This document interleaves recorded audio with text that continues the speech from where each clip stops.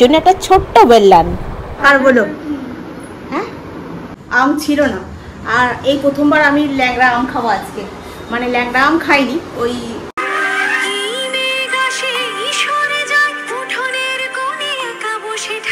কালকে রাতে ঘুগনিটা ছিল, ওটাই এখন টিফিনে খাবো বলে গরম করে নিচ্ছি।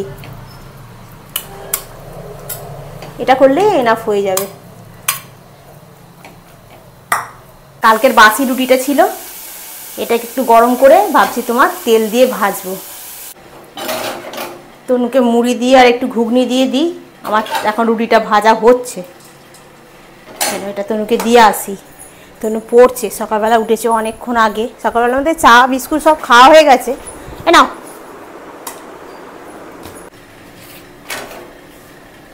এর মধ্যে একটু অল্প করে একটু তেল ছড়িয়ে দিয়ে বাসি রুটি এইভাবে খেতে খুব ভালো লাগে। আমার মতো এরকম কজন খাও বাসি রুটি এরকম তেল দিয়ে ভেজে? আগে কোনোদিন খেয়েছো? আগে এটা না আমি খুব ভালোবাসতাম জানো, বাসি রুটি তেল দিয়ে ভেজে চা দিয়ে খেতে। এগুলো খেলে একটু অম্বল হয় ঠিক কথা, কিন্তু মাঝে মধ্যে খেতে ইচ্ছা করে, তাই না? ওই পিঠটাতে একটু তেল দিলাম, এই পিঠটাতে একটু তেল দিলাম, দিয়ে একটুখানি ভালো করে মজমজে পাঁপড় ভাজার মতো করে ভেজে নিয়ে দারুণ লাগে। গুড মর্নিং বন্ধুরা, কেমন আছো তোমরা সবাই? আশা করছি তোমরা সকলেই খুব ভালো আছো, আমিও বেশ ভালো আছি। আজ হলো শুক্রবার, সকালটা শুরু করলাম একদম নিজের মতো করে। ব্যালকনিতে গাছগুলোতে জল দিতে এলাম।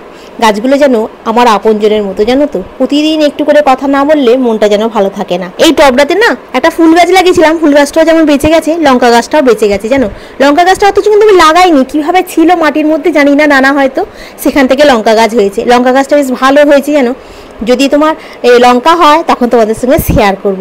আজকে সকালটা শুরু করলাম একদম ধীর গতিতে। কিছু কিছু দিন এমন হয় মনটা খুব চুপচাপ থাকে, কিন্তু কাজ ঠিকই করে যেতে হয়। জামা কাপড়গুলো ভালো শুকিয়ে গেছে, এখন এগুলোকে নিয়ে গিয়ে একটু গুছিয়ে রাখবো, তারপর শুরু করব রোজকার দৌড়ঝাঁপ।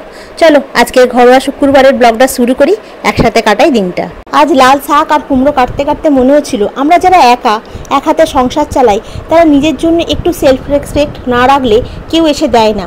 অনেক সময় ভাবি আগে তো কত কিছু মানিয়ে নিতাম অন্যের জন্য, সংসারের জন্য, কিন্তু আসল কথা হলো নিজের সম্মান আগে রাখতে না পারলে কেউ তোমায় সত্যি সম্মান দেবে না। ডিভোর্স হয়েছে বলে জীবন থেমে যায়নি, বরং আজ বুঝতে পেরেছি নিজের সম্মান রাখা, নিজের জন্য দাঁড়িয়ে থাকা, এটাই হলো আসল সত্যি। অনেকেই ভাবে আমি নাকি ডিভোর্স ট্যাগ দিয়ে ভিডিও বানিয়ে ইনকাম করি। ওমা, ইনকাম তো সবাই করে, কেউ রান্না দেখিয়ে, কেউ মেকআপ দেখিয়ে। আমি যদি নিজের জীবনের সত্যটা বলে সেটা যদি কারোর উপকারে আসে, তাহলে দোষ কোথায়? ডিভোর্স ট্যাগ মানে আমি কাউকে দোষ দিচ্ছি না, বরং বলছি আমি একা আছি, ভেঙে পড়িনি, নিজের পায়ে দাঁড়িয়ে আছি। আর একটা কথা বলি, এই জীবনটা আমার, আমি এখানে লড়াই করে বেঁচে আছি। ব্লগ মানেই সেই লড়াইয়ের ডকুমেন্টিং। আর যদি এতে কিছু টাকা আসে, সেটা আমার পরিশ্রমের দান, কারোর দান নয়। ডিভোর্সের ট্যাগ দিলে নাকি ইনকাম হয়, হায় রে! যদি তাই হতো তাহলে সবাই একটা করে চ্যানেল খুলতো। আমি ডিভোর্স করেছি টাকা রোজগারের জন্য নয়, কিন্তু আজ যদি সেই গল্পে কেউ সাহস পায় আর আমার রান্না পরিষ্কার দেখে কেউ হাসে, তাহলে এই ইনকাম তো গর্বের। মাছের গায়ে একটু লবণ হলুদ মাখিয়ে গরম তেলে ছেড়ে দিলাম, তারপর সস করে তেলটা ছিটকে উঠলো, ঘরটা ভরে উঠলো একদম দারুণ গন্ধে। মাছ ভাজার এই আওয়াজটা যেন ভালোবাসার এখন কড়াইতে ফুটছে। ডিভোর্স হোক আর বিয়ে, মাছ ভাজার মেজাজটাই কিন্তু আলাদা। আর আজকে একটু মাছের ঝালে সর্ষে পোস্ত একটু কাঁচা লঙ্কা দিয়ে ঝালটা যে করলাম অসাধারণ হয়েছে জানো তো। মাছ ভাজার গরম গরম কড়াইয়ের পর একটু শান্তি চাই, তাই দই দিয়ে বানিয়ে ফেললাম 1 গ্লাস ঠান্ডা লস্যি। চিনি, 1 চিমটের বিট লবণ আর ভালো করে ফেটানো দই মিশিয়ে দিলাম। আরাম আর শান্তি একসাথে একটা গ্লাসে। এই লস্যিটা যেন আমার নিজের জন্য একটা পুরস্কার। সারাদিন রান্না, জামা কাপড় গুছানো, গাছ দেখা, সব কিছু শেষে নিজের জন্য একটা ছোট্ট বেললান। আর বলো, হ্যাঁ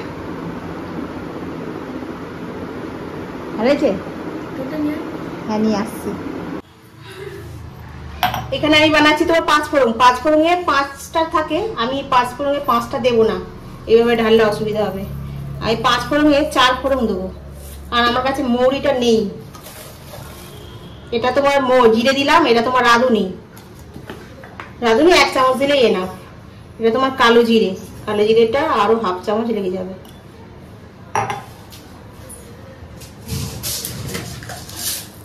এটা তোমার মেথি, মেথিটা একটু অল্প করে দিই, তোর মেথি খুব একটা পছন্দ করে না। এইগুলো মিশিয়ে গেল, 5 ফোড়ন রেডি হয়ে গেল। এই মৌরিটা বাদ দিয়ে চলো এবার শাক বসাবো। এখানে প্রথমে আগে বড়িগুলোকে ভেজে নেবো।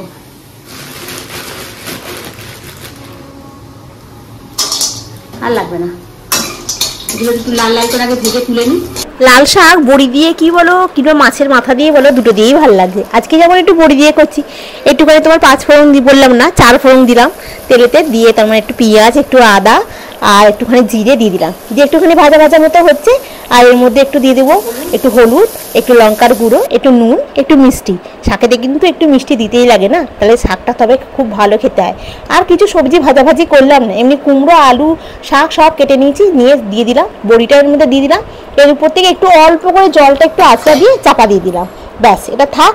ততক্ষণ আমি এবারে ঘর মুছতে চলে যাবো। বিছানার উপরে পড়ছে আর আমি ঘরটাকে অমনি সাথে সাথে মুছে নিচ্ছি আজকে, কারণ ঘরটা না মুছলে না মনটাও ঠিক ভালো লাগে না, জানো তো। আজকে রান্নাঘরটাকেও ভালো করে পরিষ্কার করে মুছতে হবে।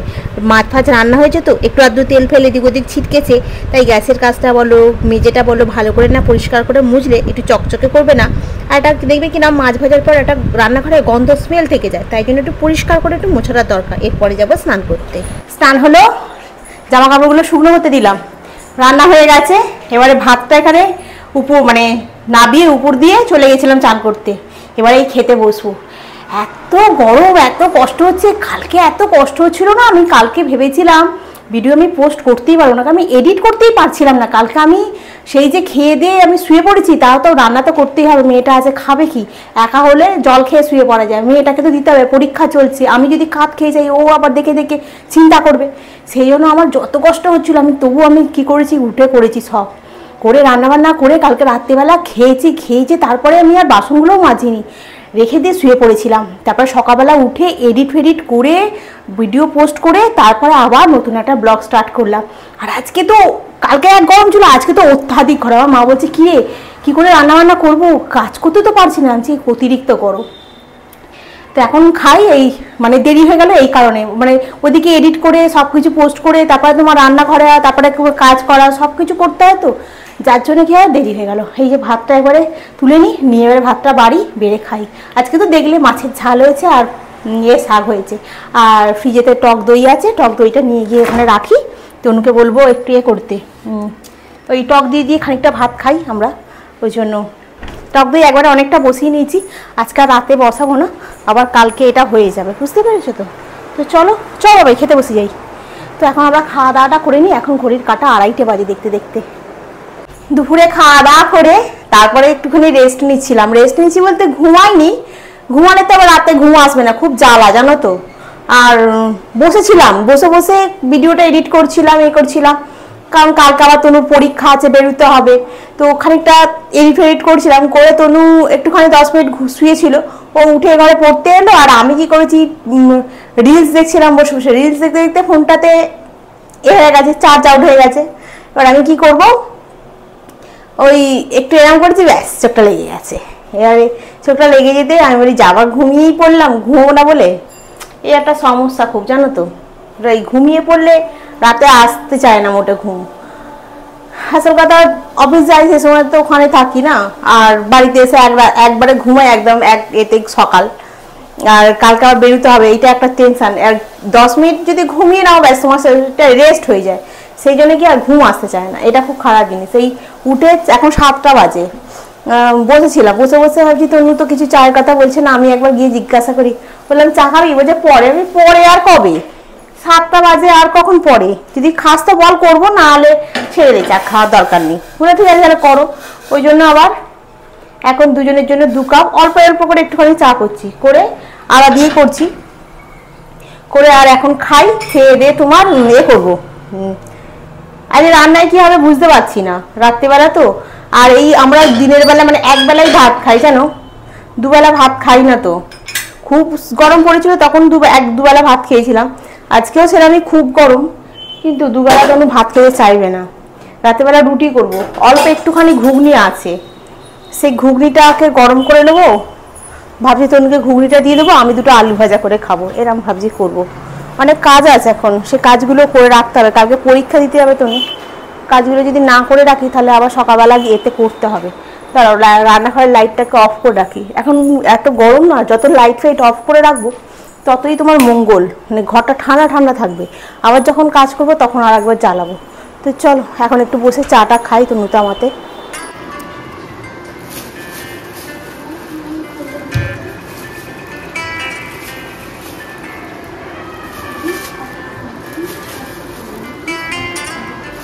বাজারে গিয়েছিলাম দুধটা নিয়ে আসতে, আম ছিল না।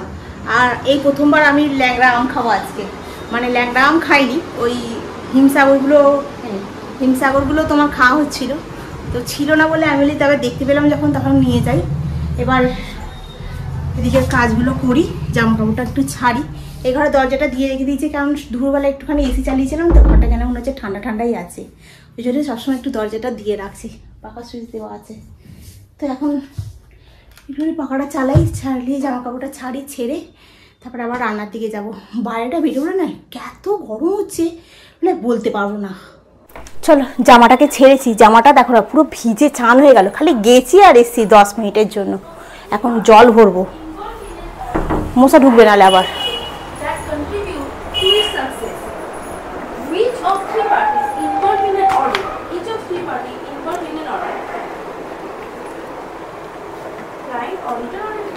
ওই বোতলটা দিতে হবে ভাই, এটা না।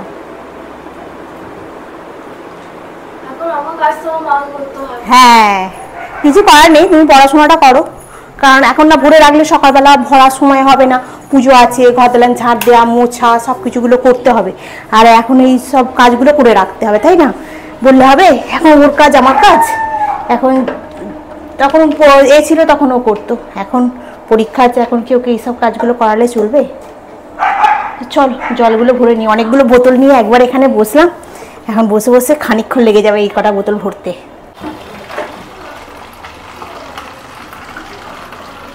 জল টল ভরে বাসন টাসন গুছিয়ে নিলাম, নিয়ে এখন একটু আটাটা মাখবো। আটাটা একটু আজকে বেশি করেই মাখবো, কারণ কালকে তো তনুর পরীক্ষা আছে। এই সন্ধ্যাবেলা বাড়িতে এসে না আর ভালো লাগবে না যে আটা মাখো আবার রুটি করো, ওই জন্য একটু বেশি করে ফ্রিজে মেখে রেখে দেবো। আর এখন রাত্রেবেলা তোমার সমস্ত কিছু ছিল, তোমার ঘুগনি আছে, ডাল আছে, মুসুর ডাল আছে, আগের দিনকে হয়েছিল সেটাও ছিল, ওই জন্য শুধু একটু ডিম ভাজলেই হয়ে যাবে। দুটো ডিমকে একবারে পেঁয়াজ কাঁচা লঙ্কা কুচিয়ে নিয়েছি, নিয়ে একদম গোটা চাটু ময় করে নেবো। ডিমটা তাহলে একটু বড় মতো হয়ে যাবে, ভেজে আর খেয়ে নেবো আজকে রাতে রুটি। আর আসার সময় তো আম নিয়ে এসেছি, তোমার ল্যাংড়া আম আছে, ওই ল্যাংড়া আমটা কেটে নেবো, তনুর একটা আমার একটা, ব্যাস রাতের খাওয়া মোটামুটি কমপ্লিট হয়ে যাবে। আর এদিকে তোমার কাজ সবই করে নিয়েছি, কালকে যেহেতু এক্সাম আছে বলে সমস্ত কাজ রাত্রিবেলা যতটা পারি ততটাই গুছিয়ে রাখছি, কারণ সকালবেলা উঠে যাতে ঝটপট করে কাজটা করে নিয়ে আমি চান টান করে পুজোটা সেরে, পুজো তো আমি করতে পারবো না, খালি গোপালকে তুলে তনুই দেবে, কারণ তনুকে আমি বলেছি তুই খালি গোপালটাকে তুলে দে, বাকি ঠাকুরদের এখন আর তোকে পুজো করতে হবে না। তা আমি পরে রবিবার থেকে আমি করে নেবোক্ষণ। হ্যাঁ, আর ওই জন্য সব কাজগুলো আমি এখন মোটামুটি গুটিয়ে নিচ্ছি। গ্যাস ফ্যাস পরিষ্কার হয়ে গেছে, বাসন বাসন সব মাজা হয়ে গেছে, আর একেবারে ঝাঁটটার দিয়ে নেবো, নিয়ে তারপরে খাবো। কারণ তনুকে বললাম খাবি, বললো কি যে না এক্ষুনি খাবো না, আরও 10 মিনিট পরে খাবো। যে 10 মিনিট যখন পরে খাবি তখন আমি তাহলে এদিকের কাজগুলো গুটিয়ে নিই, বলে জন্য ঝাঁটফাট দিয়ে সব পরিষ্কার করে নিলাম। জীবনে যেমন ঝড় আসে তেমন রোদও আসে, তোমাদের জীবনেও হয়তো কষ্ট আছে, কিন্তু বিশ্বাস করো একটু একটু করে এগিয়ে গেলেই আলো ঠিক দেখতে পাওয়া যায়। আগামীকাল আবার দেখা হবে, ভালো থেকো, নিজের যত্ন নিও, গুড নাইট।